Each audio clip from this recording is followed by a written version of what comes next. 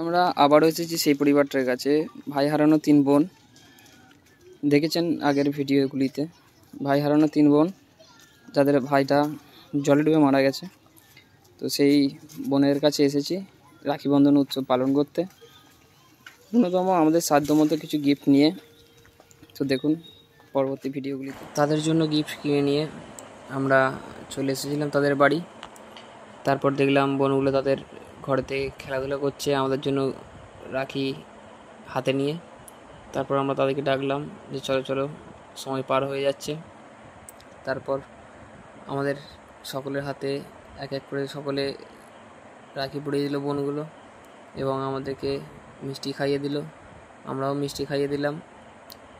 তারপর বোনগুলি আমাদের প্রণাম করছিল।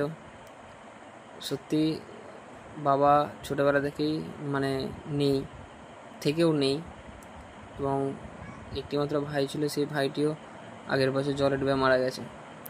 দেখলে খুব কষ্ট হয় বোনগুলিকে। এটা হচ্ছে মেজো বোনটা, আগেরটা ছিল বড়, এটা মেজো। এবার সেই বোনটাও আমাদেরকে রাখি পরিয়ে দিচ্ছে। এই ভাইটার কোলেই ছিল ওই ভাইটা, এই বোনটার কোলেই ছিল ওই ভাইটা।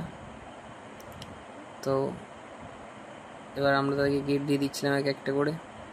তারা তো গিফট পেয়ে খুব খুশি। এনাদের মা চলে গেছিলো, যেহেতু লোকের বাড়িতে কাজ করে, তাই লোকের বাড়িতে কাজ করতে চলে গেছিলো, মা বাড়িতে ছিল না। বোনগুলো নিজেরাই রাখি হাতে নিয়ে আমাদের জন্য অপেক্ষা করছিল। তারপর এক এক করে আমাদের সবার হাতে রাখি পরিয়ে দিচ্ছিলো। আমি যেহেতু ভিডিও করছিলাম তাই আমি তখন পড়তে পারিনি, শেষে আমাকে পরিয়ে দিল।